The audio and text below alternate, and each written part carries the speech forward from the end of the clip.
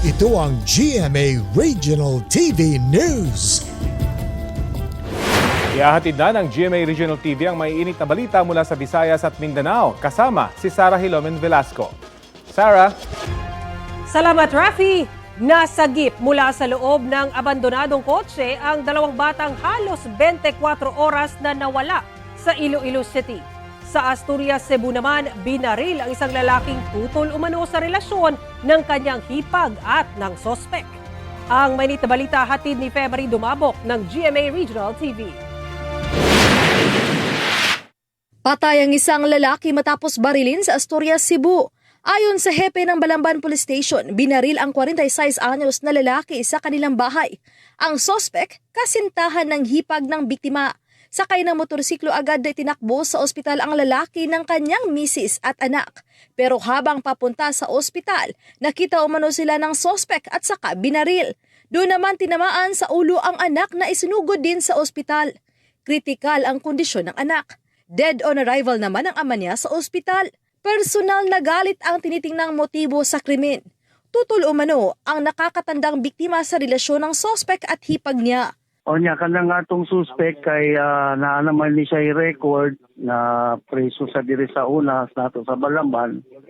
Mao dili sa murag dili makadawat sa pamilya na giuyab niya. Tinutugis pa ang sospek.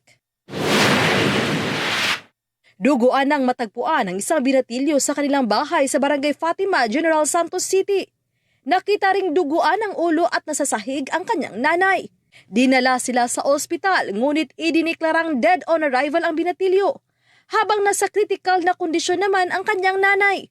Ayon sa investigasyon, natutulog ang mga biktima ng paluin ng martilyo sa ulo ng nakakatandang kapatid ng nasawing biktima. Depensa ng sospek, hindi niya matandaan ang kanyang ginawa. Iniisipan ng iba nilang kaanak ang mga susunod nilang hakbang.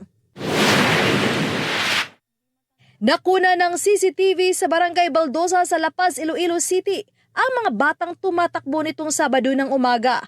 Ang dalawa sa kanila hindi agad nakauwi. Wala siyang hambal sa kon, mama.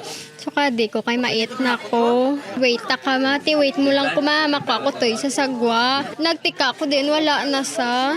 Agad humingi ng tulong sa barangay ang nanay ng isa sa mga bata. Hinalughog ang lugar pati ng ilog.